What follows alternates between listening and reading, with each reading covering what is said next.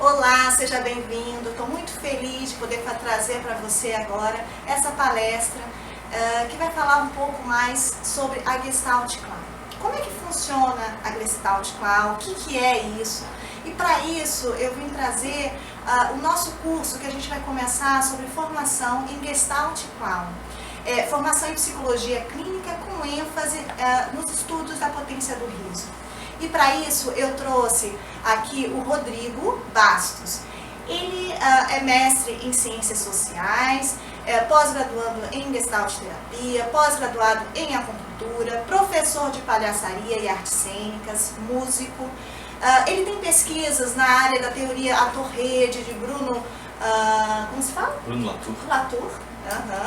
Arte terapia, psicodrama, teatro psicodramático, estudos e práticas em palhaçaria clowns, influenciados pela pedagogia de Jacques Lecoq, né? E o Felipe Goulier. Estudos como palhaço e ator na caravana mescla de palhaços e grupo paulatino de teatro, né? E eu que estou aqui estou como coordenadora geral desse projeto, né? Eu sou psicóloga, atendo tanto que adultos, crianças, família, casais e grupo. Sou mestre em psicologia clínica pela PUC-Rio, especialista em psicologia clínica institucional pelo UPUERJ. Sou também Gestalt terapeuta, diretora do Saber Psi, que coordeno grupos, né, de formação em Gestalt terapia e vários cursos também. Coordenadora da pós-graduação em psicologia clínica com ênfase em Gestalt terapia do Centro Universitário Celso Lisboa. Sou autora de artigos e trabalhos científicos em revistas e congressos. Então, com esse nosso aqui, união, né, de nós dois aqui, nós vamos apresentar essa palestra tentando falar um pouco mais sobre o que é Gestalt Clown. E com isso, eu dou a palavra ao Rodrigo. Obrigada, Rodrigo. Obrigado, Eliana. Vamos tentar aqui passar de uma maneira muito clara, porque complicar nesse momento uma coisa que está iniciando, né, um curso está iniciando, seria uma estupidez acadêmica que eu não quero cometer. Então eu vou explicar com clareza o que significaria a Gestalt Clown e esses estudos baseados em potência do riso. Para começar, clown, para quem não conhece, é o significado de palhaço. Então quando eu estou falando de palhaço ou clown, eu estou falando do mesmo elemento. Tá? Como é que surge a ideia da Gestalt Clown? Primeiro, ela surge de uma história, que é uma história de vida. Quando a gente começa com um sonho que vai se tornar uma realidade, como esse curso que nós vamos iniciar, ela tem que começar de uma semente. E essa semente foi um e-mail, que eu brinco com os meus alunos, eu conto que na realidade era um spam. Eu recebo um spam na minha caixa de e-mails me convidando para uma oficina de palhaço. Da onde eu falo que sim, que coisa estúpida, eu vou apagar. Mas eu não consegui apagar durante semanas esse e-mail. E ficou me instigando um curso de palhaços, e eu falei assim, acho que eu vou aprender a virar palhaço para fazer gracinha para minha filha, para poder brincar com ela. E me inscrevi no curso de palhaço, até porque estava baratinho. Fiz a inscrição, e a última coisa que eu fiz numa oficina de palhaços, e assim, foi uma decepção e uma surpresa, foi rir. Porque a oficina de palhaços, ela não tenta em nenhum momento ensinar você a fazer gracinhas. Ela cobra de você o tempo inteiro que você mostre quem você é. E quando você começa a mostrar quem você é, quando você começa a se revelar generosamente para o teu público, você vai revelar as coisas boas no primeiro momento. Mas o palhaço é convidado a revelar também tudo aquilo que você quer esconder. E é exatamente quando você começa a revelar tudo aquilo que você quer esconder, é que as coisas ficam complicadas. Porque aí você revela aquilo que é o seu ridículo e as pessoas riem do seu ridículo. Esnobam o seu ridículo. As pessoas diminuem o seu ridículo. Quando você mostra a sua barriga grande, as pessoas riem da sua barriga grande. Quando você mostra a tua gagueira, quando você mostra uma dificuldade em algo, ou quando você mostra aquilo que normalmente você esconde, as pessoas riem.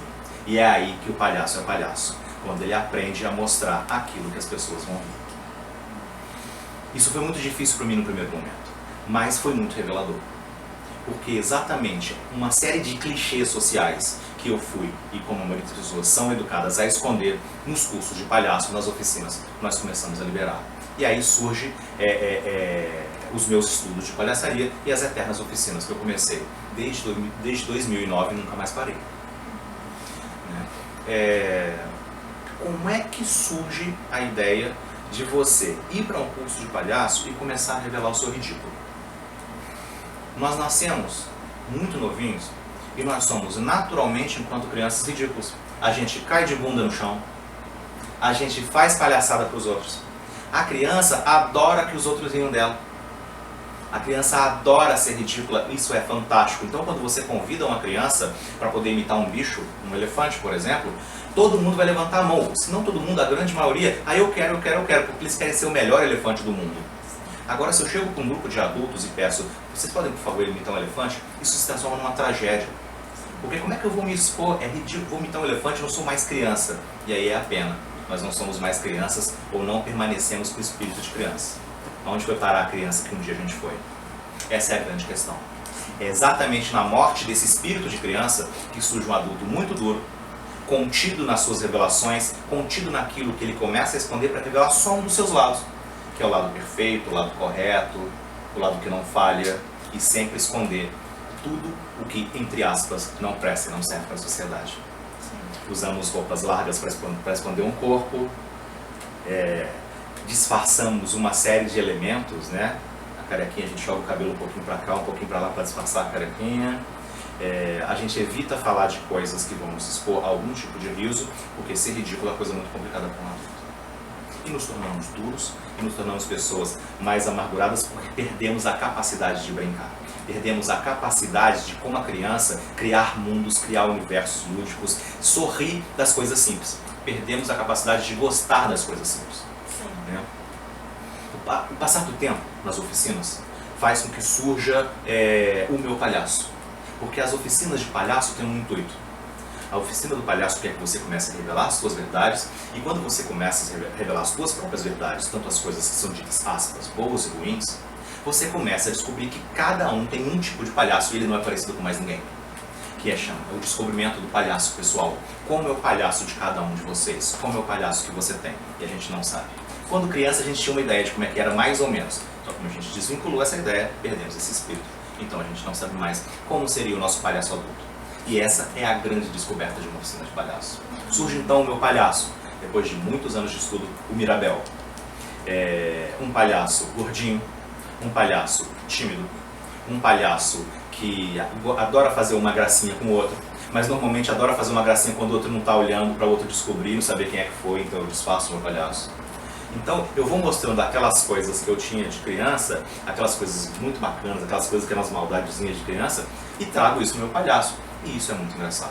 As pessoas adoram ver o quanto você pode ser verdadeiro na frente delas. Meu palhaço surge então em cima das oficinas. E quando esse palhaço surge e vai sendo elaborado e vai crescendo, eu começo a pensar, poxa, peraí, em cima de oficinas lúdicas, em cima de brincadeiras, são brincadeiras circenses, da tradição milenar do circo, para poder se transformar num palhaço, como essas brincadeiras são. Eu não vou explicar brincadeira, mas todas elas têm o intuito de fazer com que você aprenda a parar de sentir medo de soltar suas verdades. Então são oficinas que são usadas há séculos e séculos dentro do circo, nas gerações e gerações de palhaços, aonde o palhaço é uma pessoa que não tem habilidades de ser um grande malabarista, não conseguiu ser uma grande bailarina, não conseguiu o papel principal do circo, então como ele não tem muito jeito, ele vira palhaço, né? Então o palhaço é considerado no circo o perdedor, aquele que não deu certo. Aquele que então tem que aprender a tomar tombo, tem que aprender a cair, tem que aprender a se dar mal e levantar, porque os outros adoram ver alguém que se dá mal levantar e ficar em pé, porque nessa hora eles aplaudem a pessoa. É a superação. O palhaço encanta pela superação. Todos esses elementos juntos me fazem pensar, caramba, eu sou psicólogo, o que eu faço dentro da minha clínica? Não é aprender, não é criar junto com o nosso cliente a capacidade de fazer com que ele aprenda a se superar? Não é essa a nossa função enquanto psicoterapeuta? Não é estar lado a lado com esse cliente, ajudando ele a se superar? E eu falei, a gente pode pegar essa série de jogos, essa série de exercícios, dessa tradição linda que é o circo, dessa tradição linda que é o teatro do palhaço, né? E a gente pode trazer isso para os jogos da Gestalt terapia, que é uma teoria que recebe muito bem esses processos de jogos, de dramatização, processos lúdicos, e encaixando com toda a metodologia da Gestalt terapia, você tem então uma série de jogos e uma metodologia que faz com que as pessoas possam começar a soltar aquilo que normalmente esconde e aprender a se levantar e se superar. Aí surge a ideia da Gestalt Clown. Só que isso não é surgido de um dia para o outro. Sim. São oficinas e oficinas e oficinas. Num primeiro momento, oficinas de clown, oficinas de palhaço. Vamos aprender a rir um pouquinho. Vamos aprender a descobrir o que a gente tem de engraçado e qual é a nossa dificuldade de revelar nossas coisas e como superá-las.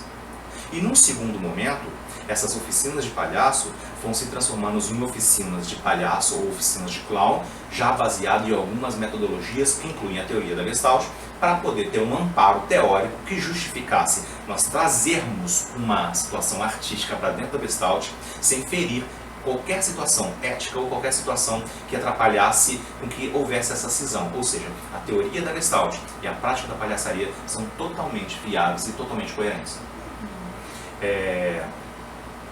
Então, o que é Gestalt Clown? É todo esse processo que eu acabei de narrar, baseado e transformado num curso, onde num primeiro momento nós queremos pegar o terapeuta e trabalhar internamente as suas potências enquanto palhaço, enquanto ser lúdico que nós somos, voltando a trazer um tanto dessa criança interior que cada dia foi, aprender a ver primeiro na própria pele o que é essa transformação de se transformar em alguém lúdico, num palhaço. Essa primeira parte é uma parte de transformação muito grande que vai fazer com que as pessoas caiam então no segundo momento. É como levar todo esse material e todo esse conhecimento já após transformado para os nossos clientes.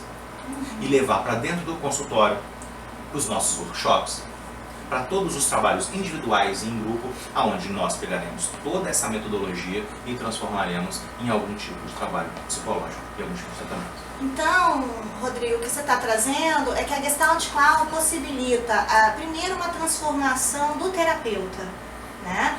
Depois, com essa informação, o terapeuta vai poder trabalhar tanto na sua clínica, tanto individual, em grupos. Quer dizer, não é só uma questão de doutor da alegria, que tem sua função, que é muito interessante, mas parece que é muito mais que isso. É muito mais do que isso.